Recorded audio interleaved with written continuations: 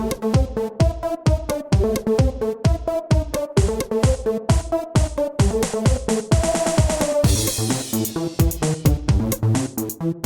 this episode of Beyond the Bounce, I sit down with Sherron Collins, Kansas Jayhawk, former NBA player, and NCAA national champion, to discuss life growing up in Chicago, the recruiting process, and where he sees himself fitting into the team today.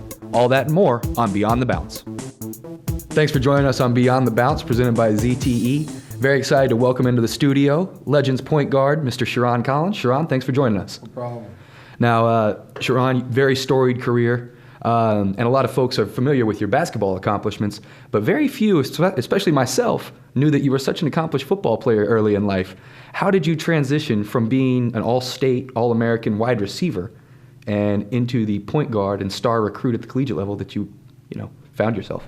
I think taking the toughness from the hits, and I didn't like to take hits on the field, but still got banged up and hitting a little bit here and there. So I think I used that toughness, me getting my body and hitting guys and being able to finish at the basket and quickness, and I think the footwork and all the running the drills, I think they help straight to the basketball court. Now, Sherron, throughout high school, talented two-way athlete, but you had mentioned prior to your junior season, you had never really been an active recruit outside of the city of Chicago where you grew up. What changed for you that summer between your sophomore and junior year? Well, my first 2 years of high school, I never played AAU. And my junior year, I just wanted to play AAU. I just kept hearing about it, and I think, that exposure, I needed that exposure, and I ended up playing for the Illinois Warriors. And that one summer, I played against probably the top 10 guards in my class, and I just... Who are some of those guards? Because the list is impressive. Ty Lawson, Tweety Carter, Obi Manello, is just... John Shire was actually on my team, so I got to play with Shire, and he's a great shooter, and that's a dude that pretty much... As a point guard, makes life easy, huh? Makes it easy for me. So, Edgar Sosa, it's just a lot of guards we played against, and I held my own against a lot of them and came out on top of most of the games. Now, before you ever got there, there was a local Boys and Girls Club that certainly helped guide you along the way, and even it helped get you just to the high school level. Describe your experience growing up out there in Chicago and some of the hurdles that you faced each and every day as a 12, 13, 14-year-old young man. Well, my neighborhood, I'm from Lathrop Homes. It's the north side of Chicago. It was a tough neighborhood to grow up in, a lot of gang violence, and the Boys and Girls Club really saved a lot of kids' life, and especially me and my brothers. It was a rule if you wasn't 12 years old, after 6 o'clock you had to leave the Boys and Girls Club, but probably about 5:45 every day when we knew they were coming to clear it out, me and my brother would run and hide under the bleachers, and once they left, then we came back out, and the older guys always let us play, and they never kicked us out. And probably after a week or two, they just told us we never had to hide again, and they accepted us in, and that just kept us off the streets. And there was a lot of stuff going on where I got friends right now that still friends, but they just went the wrong way, and they just say they wish they'd have followed us, and it just shows, if you just go the wrong way, things can happen differently. Now, certainly, the Boys and Girls Club is close to your heart. Within the D League and with the Legends specifically, we have the opportunity to wear a different team uniform every home game. One of them this year is going to honor the Boys and Girls Club. The other is going to be a hot pink uniform, for breast cancer awareness. What does that mean to you as a player to be able to represent, those two charities in particular, knowing that they're close to your heart? Yeah, the Boys and Girls Club, which saved my life, was called the Daniel A. Carter Boys and Girls Club. But the breast cancer is something that really, sits deep in my heart, because my mom, battled with breast cancer, through my high school and through my college career, and she's still here with us, and she's beating it, and but. Just to see the struggle that she went through, and the other people that I know, parents that lost parents and lost people from breast cancer, it means a lot to me, and I represent that well.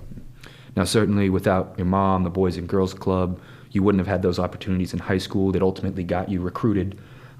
Several schools, especially after you lit up D-Rose for 36, came after you throughout that high school process, and I guess it would come down to Illinois and Kansas in regards to your decision-making process, but ultimately, Rock Chalk prevailed. Yeah. Describe how exactly you chose that path over sticking around close to home, and what were some of the major influences that led you to Lawrence, Kansas? My mom was kind of the biggest influence. She wanted me to get away. She didn't want me to be close to home. She just felt like I was too close to a lot of my boys. They could have came to Illinois easily, which is like a 45-minute ride. And I felt like I'd have been home on off days, and I just didn't need to be home. And I just felt like Coach Self and the coaching staff and just Kansas as a whole was a family-oriented team, and they cared more about just basketball. I mean, some of the conversations I had with him when he was recruiting me wasn't even about basketball. You know, we were talking about football, and he always asked how my mom was because she was dealing with the breast cancer at the time. So I feel like it was a place that I needed to go to mature, and I needed to get away from home. Now, ultimately, you did wind up in Lawrence, as you said, and quite a bit of success followed once you got there. Yeah. The last team to win the NCAA national championship there in Lawrence, Kansas was? 2008 national champion, that was me. And your teammates on that team included Cole Aldrich, Julian Wright. No, actually, no, that's right. Julian left the year before. Yep. Wish Julian should have stayed, but yeah, it was me, Mario Chalmers, Brandon Rush, Darrell Arthur, Darnell Jackson, Sasha Khan, who's with the Cleveland Cavaliers this year, Russell Robinson, who was my big brother on the team, who really, I got times where I was like, I'm going home, I can't do this, and Coach was getting on me, and Russell just gave me a hug and talked to me for hours. So that me and him got a real close relationship. Now, well, let's talk about that big brother mentality and having somebody alongside you. Ultimately, after your career at Kansas, you found yourself in Charlotte with the Bobcats, now the Hornets again. But there was a guy there, and you mentioned him on occasion to me in passing and in private conversations, who's now a member of this Legends coaching staff, and that's big man Ghana Diop. How did he play an influence in your rookie season and help pull you along as you became a pro? Ghana played a big help to me, big role. I came in a little bit.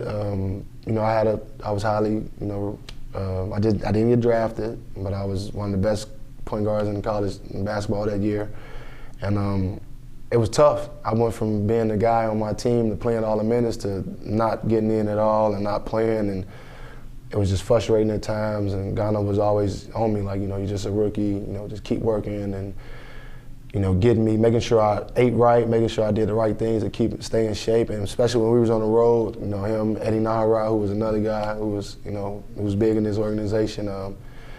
Him, Matt Carroll, and Nazir Muhammad, all the old guys made me start going to eat with them and, you know, make sure I did the right thing. But I mean, from Steve Jackson to Gerald Wallace and DJ Augustine, like, they were all good, you know, vets, but I think me and Ghana had one of the closest relationships just because of, you know, he just understood where I was coming from.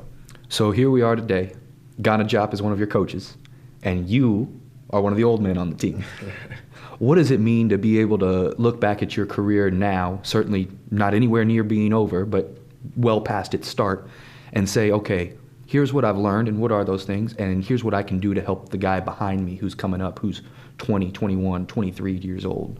I feel like I learned just naturally just being a leader, and, you know, that's just coming with, you know, keeping the young guys positive, telling them that if they need to talk to me, no matter what time it is, I'm available, come to the apartment, not call my phone.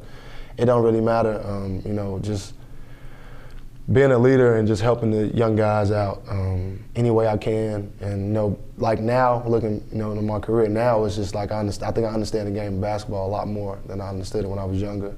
So it's just picking my times and making sure we get right, you know, as a point guard, your job is to make sure your team get the best shot every possession. And, you know, making sure your guys know where they're at. And as a whole, just keeping everybody together. And, you know, I feel like a point guard is a reflection of the coach on the court. So it's just like you're a coach a little bit. So you also have the luxury of having a very, very good NBA player or former player as your head coach now, Nick Van Exel. What is he teaching you? What is he teaching the team in regards to maybe slowing the game down a little bit and getting that quality shot each and every time down the floor? I feel like, you know, we call him Quick. I feel like he's one of the best teachers you can learn from. You know, especially a guy, a veteran who's played 13 or more years in the league at a high level and been successful. I'm picking his brain every chance I get. I mean, I've asked him about, you know, the shot he hit against Boston fading away. I asked him about old games. You know, what was he thinking here? You know, what did he see?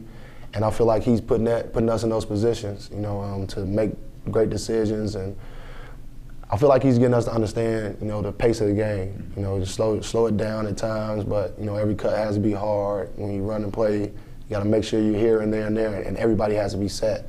So I think he's making sure that we put the little things in the game that we need to be successful. Now we're approaching, the non-conference portion. We just eliminated went through some of the tournaments at the NCAA level. I want to get your thoughts before we wrap up and go to break. The Kansas Jayhawks at the end of the year will be in the Final Four and probably the national championship. You heard it here from Mr. Sherron Collins. Sherron, we're going to take a quick break. When we return, we're going to play some small ball. Sherron doesn't know what that means yet, and I can assure him it has nothing to do with the Golden State Warriors and their current undefeated streak. We'll be back on Beyond the Bounce right after this. How would you survive without TV or cable in remote lands? What's up, Facebook? You got the Smiths here. We're hanging out tonight, doing a little camping action. We got Sarah over here, of course. We got some popcorn. We got this awesome new ZTS Pro 2. Sarah got me for my birthday. It's got this sweet little USB drive in the back. We got a dinosaur film picked out for this evening.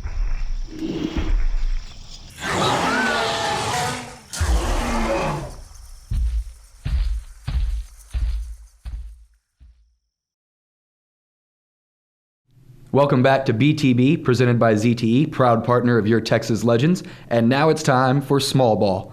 Sherron, you don't have a clue what's about to happen, do you? I don't. Well, we're going to throw 24 seconds up on the clock here, and you've got to try to break our current record of 3 by shooting that little rubber ball through that tiny basket.